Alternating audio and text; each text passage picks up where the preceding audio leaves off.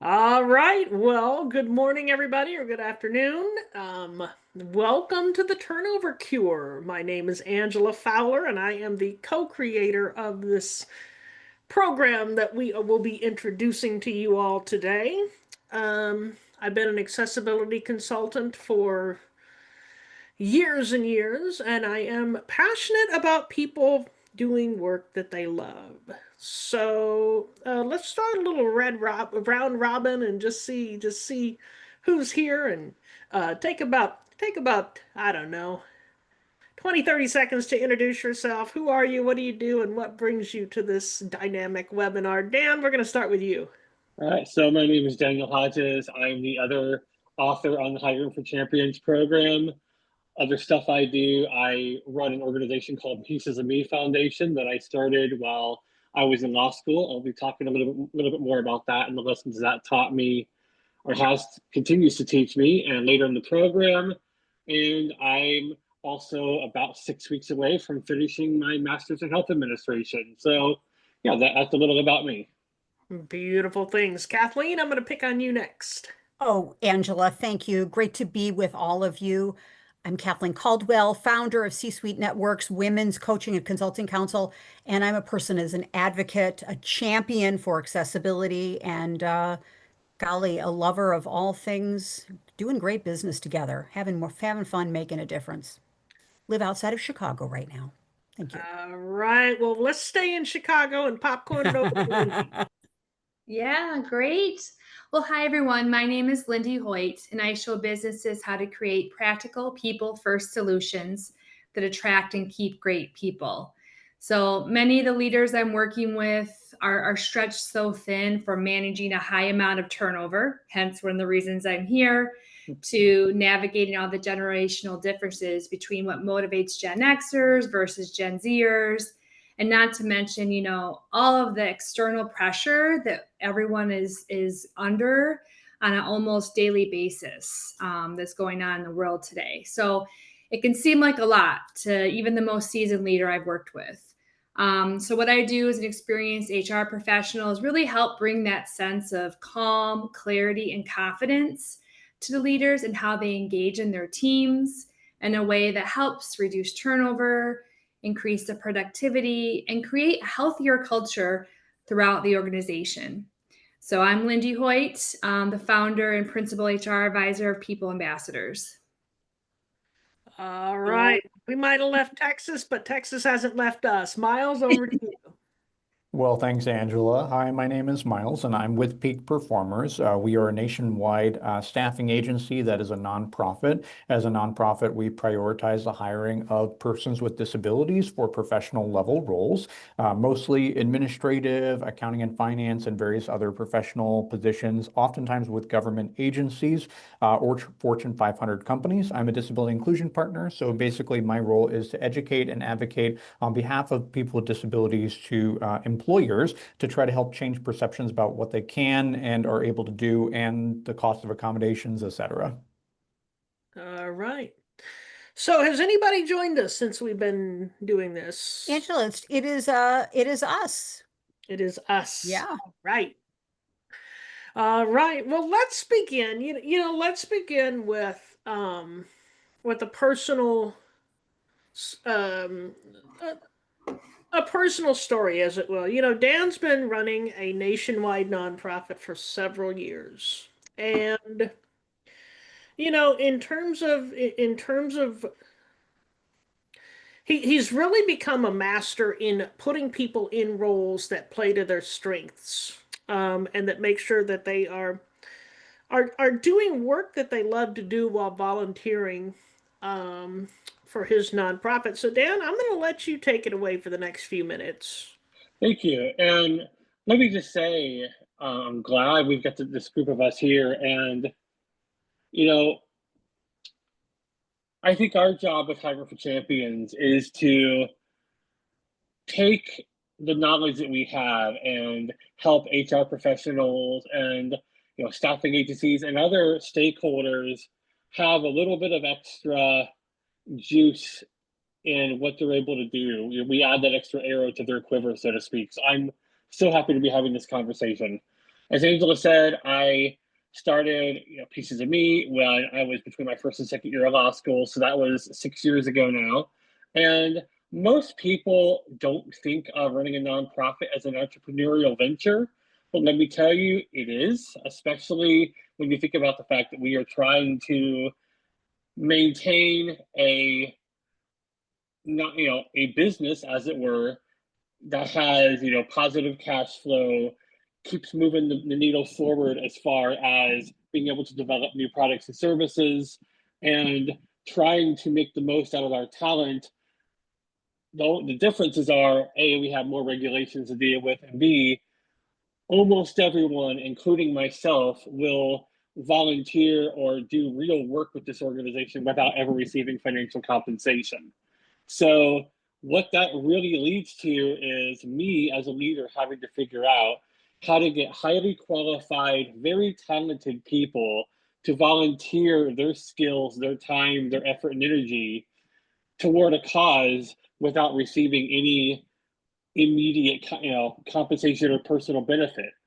That requires me to work with them, to get to know them as people, and figure out how to connect what we're doing to the things that will move them forward personally and professionally.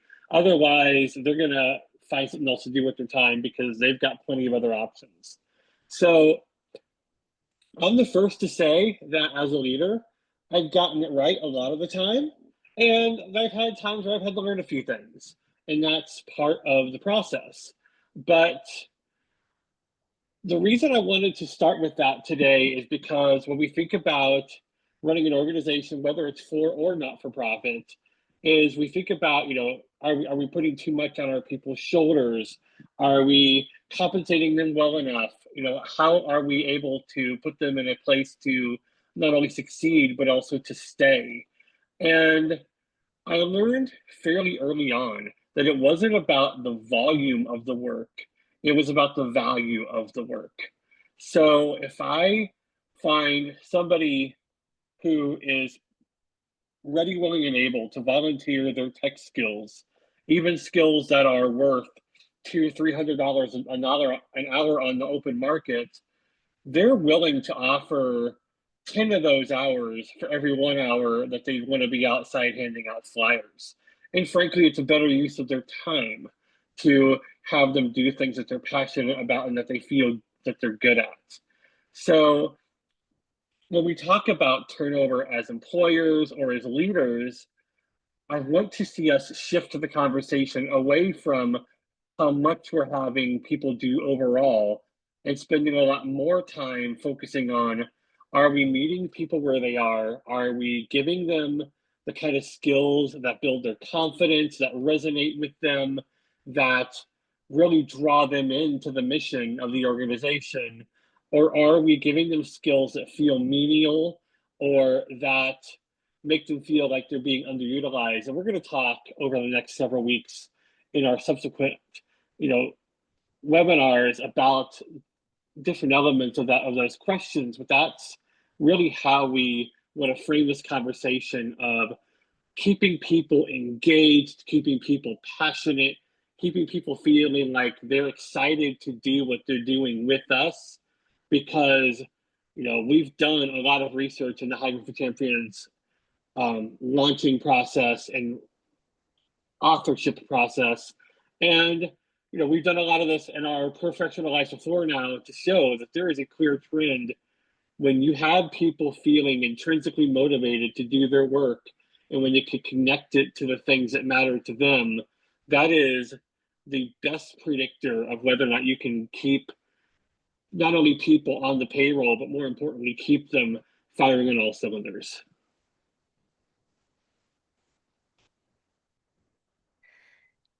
Daniel, that is fantastic, and so many great sound bites there and nuggets of wisdom from you. So thank you. Yes. Thank you. And Lindy and Miles, of course, jump in with comments, questions, and things of that nature. So yes. So it sounds like that's the part of the foundation of Hiring for Champions. Angela, did you want to talk about kind of stepping to the side and talking about the causes of turnover that you've seen to capitalize on what Daniel shared? Well, yes, and I, from personal experience, and I'll get more into my story in the third of this webinar series, which is coming up in about a month. Which that particular webinar is coming up in about a month. But I have. Everybody says that burnout and turnover are caused by overwork. And yes, that is one of the causes. But there are three other causes that I think are equally, on their own, they are equally, they're equal to the overwork. The first is underutilization or misalignment. And I've worked jobs where my talents, for whatever reason, were not utilized. I didn't have enough work. I felt useless, undervalued. And I've worked jobs doing things that I'm really, what I don't love to do. I'm capable of doing monotonous tasks, but I'm better at tasks that require leadership, creativity. I'm better at things where I can think, dream things up and make them happen. So underutilization and misalignment, really, are really tough for workers. It really drains a person's confidence because you don't find value in your work and you don't feel valued by your work. The second cause is inaccessible technology, especially for people with disabilities, but it goes beyond people with disabilities. There was a program that we used in a former job in order to get reimbursed for things. So, we'd take a trip, we'd purchase something that we're going to use for work. We'd use that program to let the company know this is what we spent, this is what we spent it on, and this is why. And then they would reimburse us. Okay, great. The software was something that I call an equal opportunity annoyer because not only was it impossible for screen reader users, tech-savvy web designers and developers hated it too because it wasn't intuitive. I wish I could quantify the amount of time spent fighting with difficult technology, and not just by people with disabilities. So, it's just another brick in your backpack, right? Every day you have to fight with software that is just not working for you. And the third hidden cause, I guess you would say, is a rigid culture, a culture that doesn't want to change. I love fixing systems. I love making processes work. We need process, right? But we also need process that works. And so often I see, and especially in government organizations, the process is so entrenched, even when it's tragically flawed, that it is very difficult to change it, and you feel like you're beating your head up against a brick wall, which really hurts, by the way. You need to get a motorcycle helmet. Maybe when we do that training, I'll wear a motorcycle helmet, Dan. How does that sound? There we go. Okay. Note to self. So this leads me to hiring for champions, which is our the hiring program upon which all of our hiring related services are based. And the premise of hiring for champions is that if you combine an accessible workplace with a merit-based hiring structure that hires and promotes based on skill, and a culture open to difference, then you have an organization where everybody is put in the best position to succeed. And when I say everybody, that includes people with disabilities.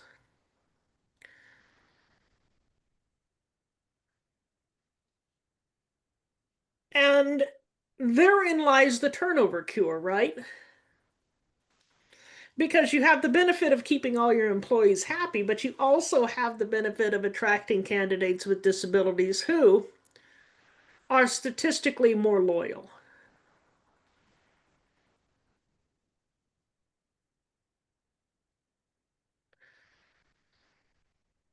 So that's the turnover cure. And I know it's easier said than done. But throughout the next 6 weeks or so, and in our Hiring for Champions program, which is starting in September, we're really going to take some deep dives, and we're going to give you actionable strategies as to just how do you start to implement these things.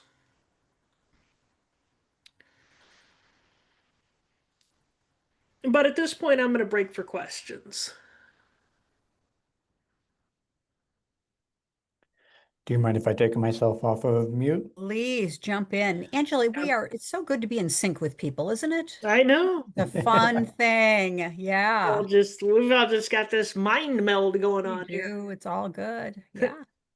Hey, Angela, I appreciated so many of your points. By the way, this is Miles speaking right now. And I think what particularly drew me to this webinar is that at an organization nationally, we put about 850 people to work last year, 83% of whom had a disability of some way, shape, or form.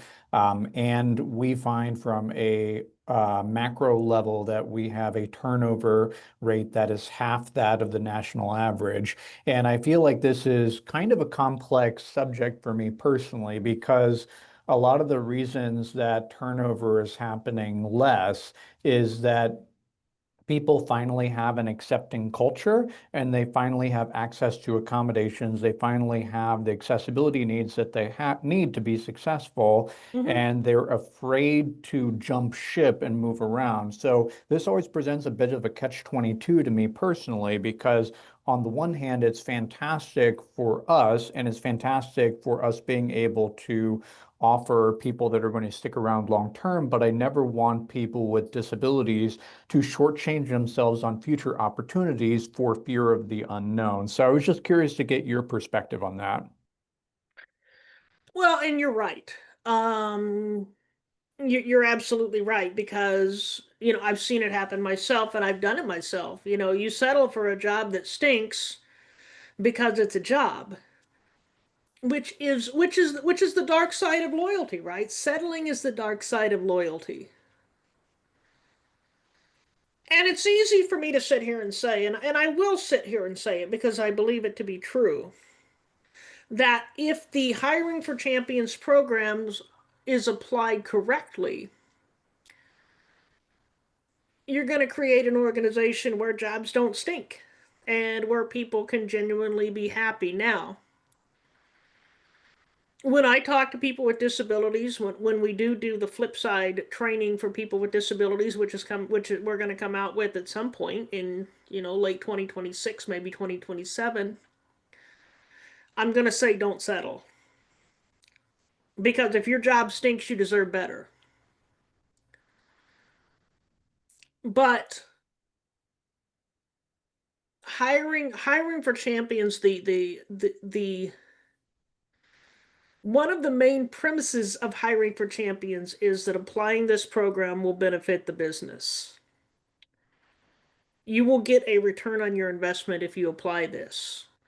And a part of that is that people with disabilities are statistically more loyal. And some of it is settling. I won't dispute that. It's true. But some of it is being loyal to a company that treats them well and gives them a chance. Does that make sense? Does that It answer? does. Yeah, I appreciate that perspective. And to clarify, our jobs don't stink, or at least I sure hope that they don't stink. I'm not But saying your jobs do. no. I don't know whether your jobs do or not. I'm just saying I'm saying that some jobs do. No, I get that. Yeah, and I just hope that there's I'm curious to how to balance that. The business benefit, right? The business benefit for hiring people with disability is so many different things. But I want to balance that business benefit with enabling people with disabilities to truly have the same mobility within their organization internally as well as externally that any other person without a disability would have too. So yeah, let me just clarify that. Yep. I hope our jobs don't stink. Sure. Let me turn that on its head. An organization which gives people with disabilities the ability that you speak of to be hired, be promoted, quit and be fired, equal to everybody else. That benefits the business. So if you don't do that, as a business, you're shooting yourself in the foot and you don't know it. Because you know as well as I do, we're the biggest untapped talent pool out there. I think to that point, the topic of upward mobility is something that has been, I think, under discussed over time, and we're really trying to call attention to that through the course and through our other work. Because once you've already got talented, energetic people in the door, it's mutually beneficial to find ways to help them advance their career. And along with that, I think if you work on investing in your employees, whether or not they have disabilities, but particularly those of us with disabilities, we work on investing in us. Yep. There's a very good chance that we're going to learn to love the company that we're in and see real hope with the company that we're in organically. So you can flip that switch from settling to contentment to preference just by virtue of building that relationship. You're going to have them wearing the company's flag if you're not careful. Exactly. And, this program is called Hiring for Champions simply because hiring, promotion, retention for champions is way too many words to fit in one program title. Lindy, what's coming up for you? Thank you, Miles. Great comments, right, Angela, Daniel? Yeah. Yes. Yeah, no, this is Yeah. awesome. Yeah, a lot of it's resonating with me and my experience over the years in working for different organizations. So I'm really thrilled that there's this program that's coming out to bring more awareness. And I think the key component for my experience is really building the awareness and educating and training leaders on what this looks like.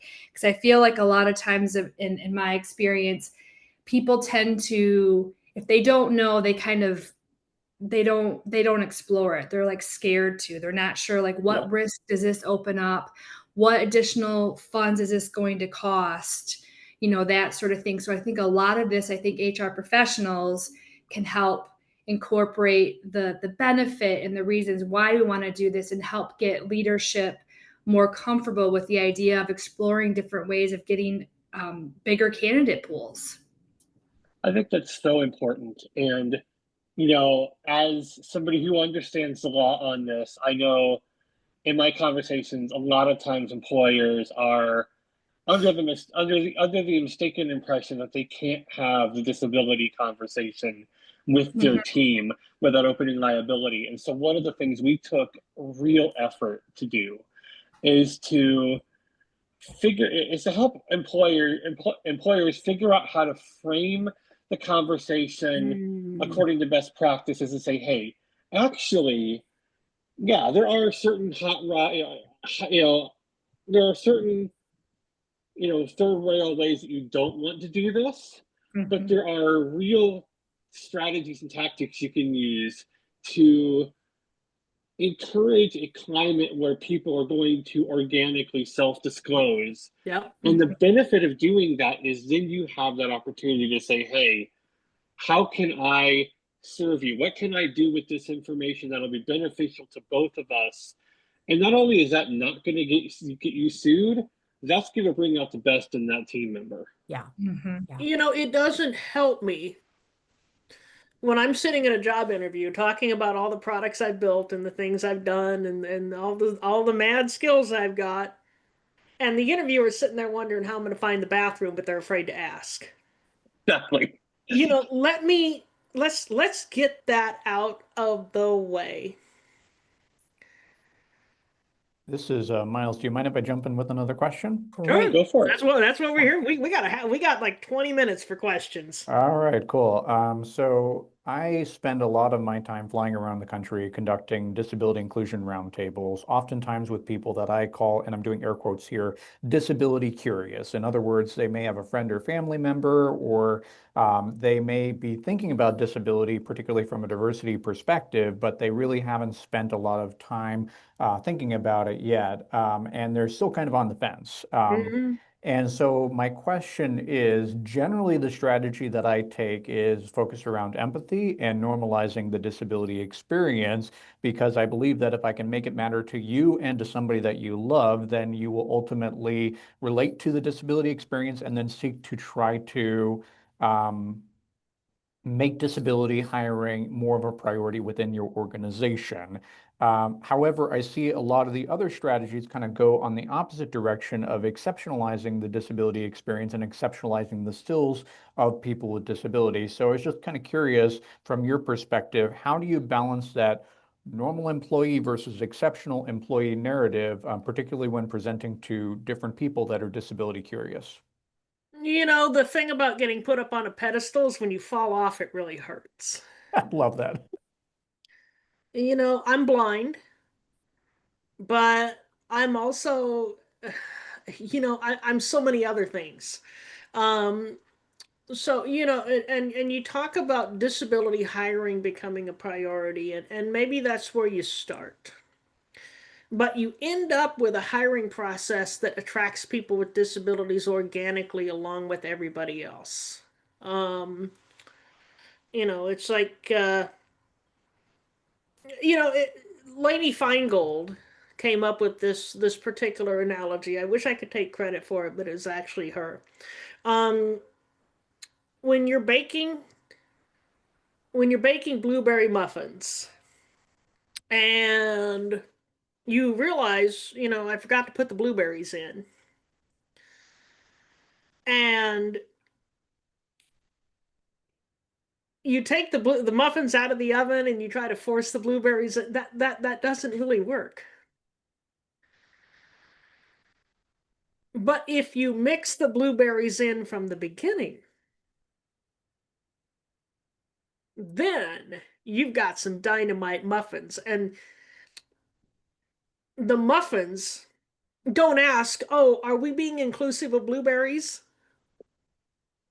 The muffins are just designed so that blueberries fit naturally without having to think about it. Does that make sense?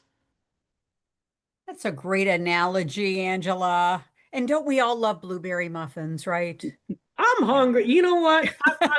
Let's just knock off right here and have lunch.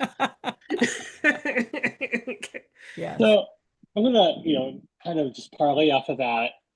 In my work, particularly with my nonprofit work, I deal with this a lot too. And one thing I realized, Miles, above and beyond what you're already talking about, is there's another, even if you start that, if you want to call that square one, square zero is actually determining and distinguishing between what is a struggle that is intrinsic of a particular disability versus what is a struggle that arises from whether it be inaccessibility or societal stigma or whatever. And until we teach people to understand those differences, then this work is significantly more difficult.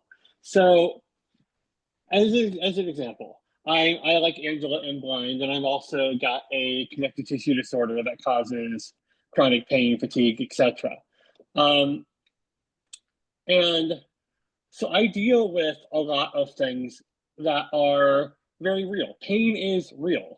But at the same time, I've learned how to I've learned how to work with it and to get more out of my skill set as opposed to dropping out of the workforce by finding my why. And that's why we, a good chunk of the reason why we tell employers and employees, figure out what that why is and do not let go of it for the life of you, because it will make a huge difference. But getting back to the exceptionality conversation, the fact that I can get on a plane tomorrow and fly to Baltimore and give a talk, that's not exceptional. The fact that I have a connection with Baltimore because I went to law school there after missing 5 years of my K-12 education, that's exceptional by any measure, regardless of the disability involvement.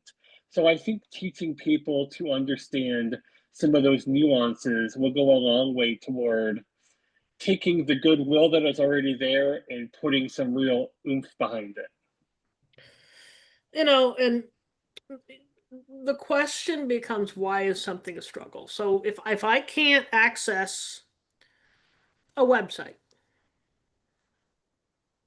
is it because I'm blind, or is it because the website is not designed with accessibility in mind?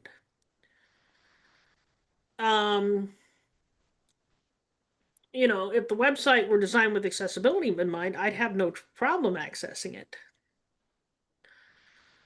If I could see, it would probably still be a pain in the tail, because most inaccessible websites are actually problematic for sighted people as well. And Angela, you've also stated on so many occasions about, abandonment of shopping carts and just the real cost to business for not having their technology, to one of your points, their technology for customers and prospects and clients accessible as well. So if you'd like to talk about that as well, because it's not only through the hiring, but it's also through the whole client journey, right? I actually did not apply for a job because the application was on a third-party platform that was worse than most. I have yet to see an accessible third-party application platform, but because I am a screen reader user that's been doing it for, goodness, over 30 years now, or, I don't know, decades, a long time. I can, and because I have access to, to visual assistants when absolutely necessary, I can, take a chainsaw and, a sledgehammer and a bulldozer and force my way through it. But this particular site was just, I took one look and I said, no. And there may have been other things involved. I might have been tired. It might have been a job that I wasn't a perfect match for. But had the application been accessible, had it been user-friendly, had it been one of the easy ones, I would have applied. Angela, you mentioned that you have yet to find a third-party external site that does support it. I know that many businesses will work with something that integrates with their what's called an applicant tracking system. So I was just curious, from your perspective, how do businesses hold third parties better accountable for these kinds of things, especially if it doesn't seem like there's other options out there? Yeah. And LinkedIn is actually the best of the bunch, and even it has its hiccups. That I would say, and the ideal solution would be to design your own application. If you have people with the technical chops to do it. Again, I say the ideal solution. If that's not possible, or more likely not possible right now, then you have to vote with your wallet. I mean, come contract time, you have to say, look, if this product is not accessible, we're going to have to go somewhere else, because we're taking pressure from a lot of disabled applicants, and it's frankly illegal to have an inaccessible application.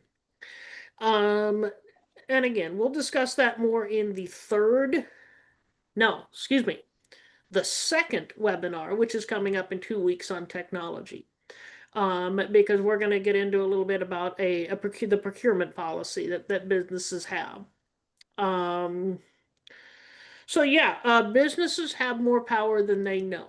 And especially if more businesses do it, they can compel companies to vote with their wallet and compel companies to be accessible. They just need to realize the urgency of doing it. So Angela, as we maybe wind down here, I'm going to put in the chat your Calendly link to schedule a call, and for also our replay folks to put this on the screen. What would be some next steps for our YouTube followers and for our wonderful guest today? What are your thoughts about a next step? Book a call with me. Let's discuss your situation and let's discuss your needs. And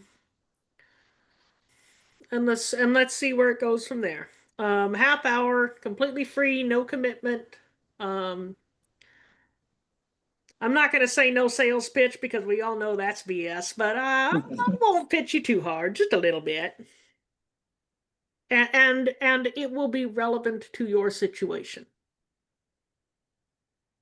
Yeah, I think, just again, playing off of that, with the two of you who joined us live today, Miles, you have a staffing situation that I think we can potentially collaborate on, or at least have a really good discussion on. And, Lindy, similarly, you're already doing great work with helping employers find people for solution.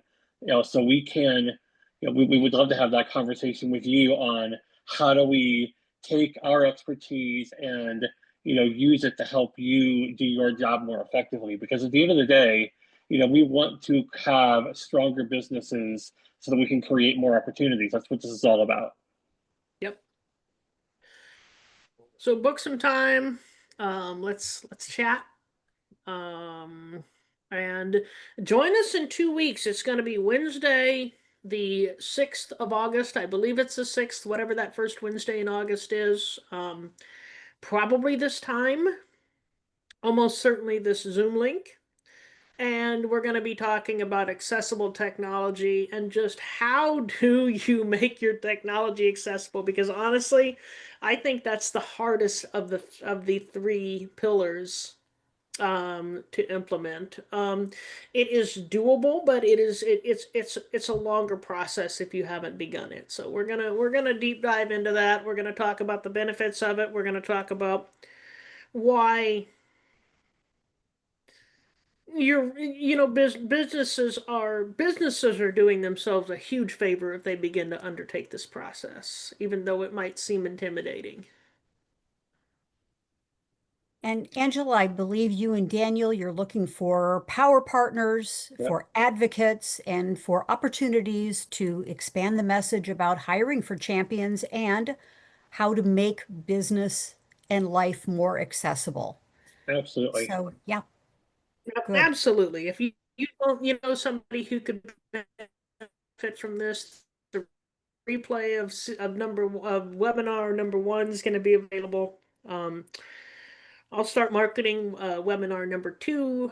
Probably start yelling about that tomorrow. And 3 and 4 will follow every 2 weeks thereafter. So share with people we do have an affiliate program if you're interested in that. We'll get you some more information about that. Well, excellent, folks. I'm curious what your biggest takeaway is as we complete our time together. It's been really great, hasn't it? Very, very inspiring. And I'll say that's my word. My takeaway is I'm inspired and inspired to take more action. How about you? Yeah, this is Lindy. I would say the same. I think there's definitely a need for this, and I think there's a lot of passion and commitment to this topic from the folks that are running this program, and that's awesome. So I'm like with you, however I can help, make connections with folks to get you more awareness around this. I'm all there to help support.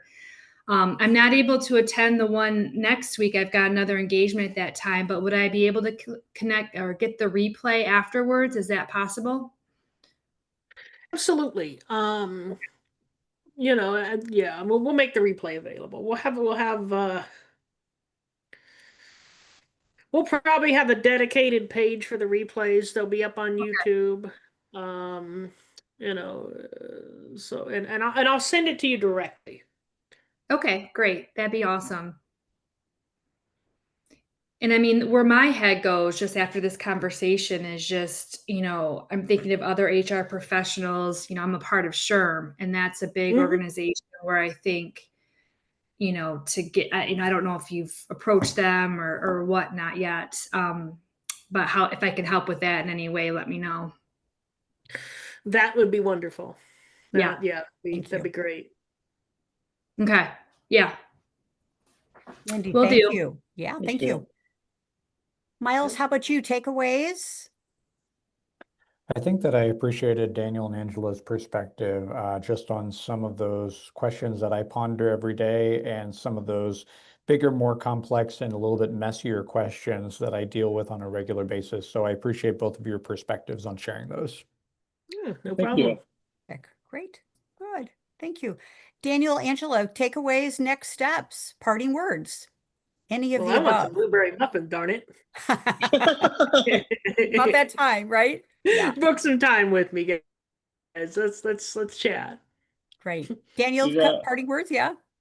Let's find some win-win solutions for everybody. Yep. Let's figure out how to collaborate and make this prosperous and impactful for all of us. That's what we do. Great. Well, thank you. What fantastic. And we can't wait for the replay to be up and to take the next steps. Thank you, folks. Great. Great, great, great. So great you're here. We appreciate you very much. Angela, anything before we complete? I look forward to talking to you guys in depth in the near future here. Very good. Great. Thank you again. We'll see you very soon then. Sounds Bye for great. now. All right. Everybody. Thank you. Bye-bye. Bye.